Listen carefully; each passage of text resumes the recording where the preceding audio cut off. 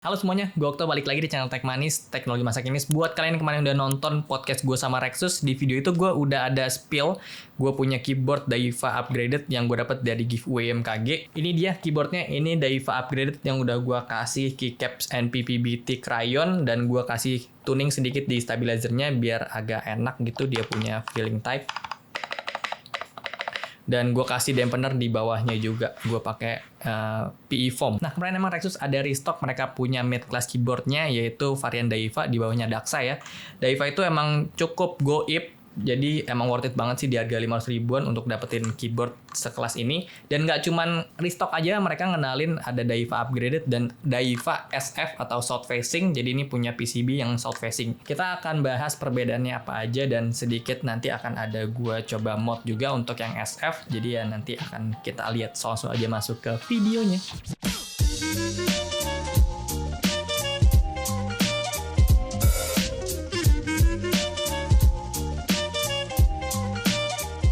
Oke, pertama kita akan unboxing dulu. Keduanya dari packaging sih mirip-mirip ya, ngebedain jelas dari kode SF-nya aja. Terus yang kita dapetin juga di sini ada beda. Kalau Daiwa yang D68 kita dapat kabel Type-C braided biasa, sementara untuk yang D68SF kita dapat yang coiled cable. Walaupun ini bukan yang ada aviator detachable gitu, tapi ini jadi poin plus banget menurut gua, dan gue juga sekarang pakai coiled cable-nya si Daiwa D68SF ini. Aksesoris lainnya kita dapetin keycaps dan switch puller, tapi biasanya di sini kita dapetin switch tambahan, tapi di sini nggak ada. Dan terakhir tentu si keyboardnya itu sendiri. Secara look jujur gue lebih suka si Daiwa SF ini karena emang sebagus itu, dia punya keycaps itu lebih minimalis dibanding yang versi D68 biasa yang upgraded ini. Karena dia punya keycaps itu sub-legendnya nggak ada sama sekali, sementara untuk yang D68 ini sub-legendnya banyak dan bahkan lebih banyak dari yang sebelum upgraded setahu gua. Jadi ini lebih rame dan bukan tipikal gua aja sih. Dan keycaps yang SF ini juga bukan tipikal yang shine through, jadi solid. Dan untuk gue pribadi yang preferensinya nggak pernah nyalain RGB, lebih suka kayak gini dibanding yang shine through, yang akan lebih cakep kalau dinyalain RGB-nya. Untuk bahan keycaps sendiri, keduanya sama, pakai double shot ABS dengan OEM profile. Dari fisik eksternalnya, emang keycapsnya aja yang bedain. Untuk bahan casing, layout keyboard 65% 68 keys, ini sama aja. Dan port Type-C juga ada di sebelah kiri keyboardnya, itu sama.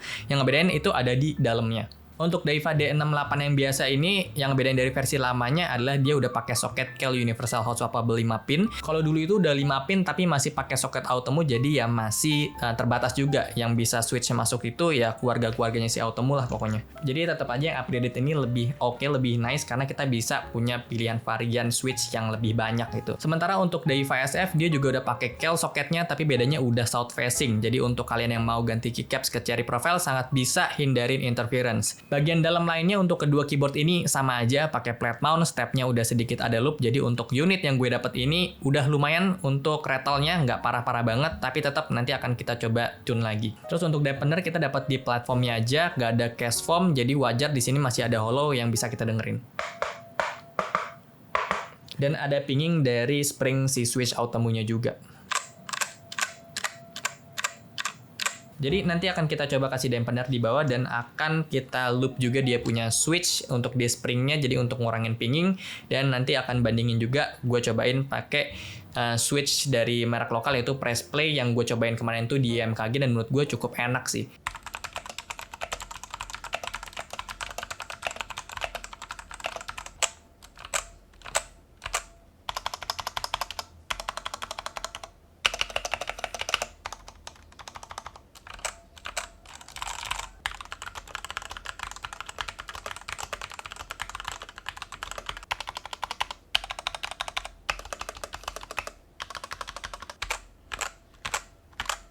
Dari hasil typing test untuk kedua keyboard budget pre-build yang belum gua apa-apain ini ya cukup nice. Tapi pastinya kalian masih bisa dengar hollow dan pinging dari spring dia punya switchnya. Makanya kita akan coba mod kedua keyboard ini. Yo. Di sini gue coba mod sederhana aja yang mungkin bisa kalian ikutin dengan cara loop dia punya switch pakai Krytox 2 of F0 dan springnya pakai 1 of F0.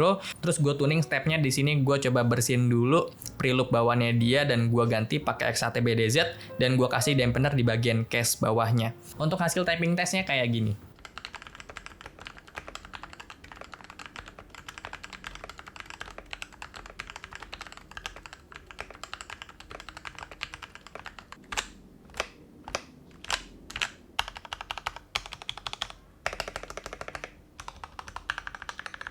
Untuk final gue coba mod kedua keyboard ini yang D68 gue udah pakein JWK Ultimate Black Smoky dan gue kasih keycapsnya itu juga pakai NP PBT Crayon dan gue kasih dampener pakai Evafoam untuk case foamnya dia.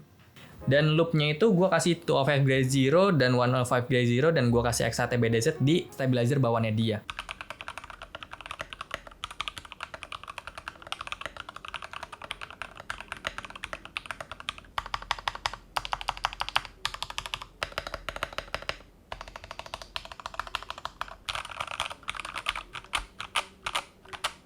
Selanjutnya untuk Daiwa SF, karena kemarin pas di meetup IMKG itu gue ada coba switchnya press play yang Jupiter, itu switch tactile, dan harusnya kita tuh dapet sampelnya semuanya karena yang datang tuh dikasih sampel Jupiter ini. Jadi ya gue penasaran sih, gue cobain aja dan gue coba untuk di yang SF. Menariknya dari switch long pole itu, ini memungkinkan kita pasang cherry profile di kita punya keyboard yang north facing, jadi nggak harus pakai south facing sebetulnya untuk pasang di cherry profile. Dan dia punya material juga ini stemnya udah POM gitu loh. Switch ini juga dia udah factory loop dan menurut gua untuk gue pribadi sih ya udah cukup aja ya karena gue males untuk ngeloopnya lagi sekarang ini. Jadi harusnya sih ini enak, makanya gue penasaran untuk cobain di gue punya keyboard. Untuk keycaps di Daiwa SF gue pakai yang cherry profile, kebetulan adanya itu JTK Zen.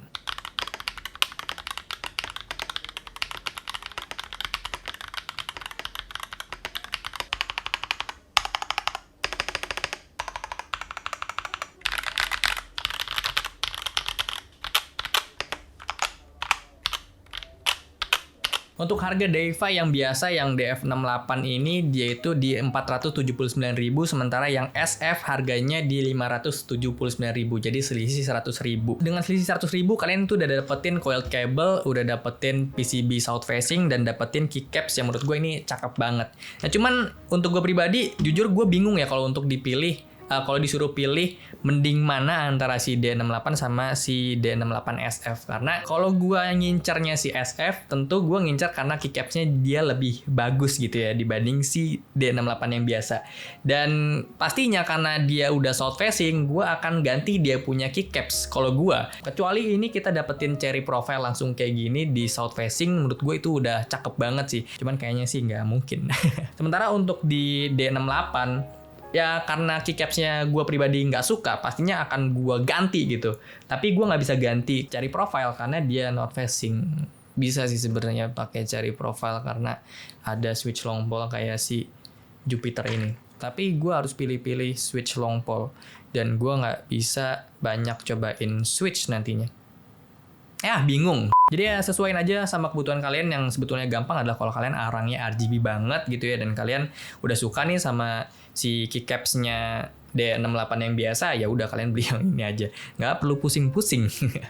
Ya, jadi segitu aja untuk Rexus D68 dan D68 SF ini. Menurut gue Rexus pinter, keluarin dia punya keyboard si Daiwa ini di-upgrade dan dikasih pilihan kayak gini, jadi kita tuh punya opsi lebih. Dan keyboardnya sendiri tuh sebenarnya udah lumayan enak out of the box tanpa kita apa-apain.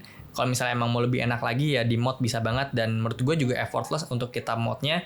Stabilizer udah enak, tinggal tambahin aja dampener yang kalian punya. Gue bahkan PV foam itu dapat dari gue belah dari sini nih. Gitu. Jadi ya sebetulnya bisa dengan barang-barang yang ada. Yang perlu jadi concern di keyboard budget kayak gini adalah pasti kalian masih dapetin hollow dan masih dapetin pinging, tapi ya itu wajar sih di keyboard kayak gini karena dapet switchnya ya pasti Outemu atau mungkin Gateron yang pastinya masih ada pinging juga.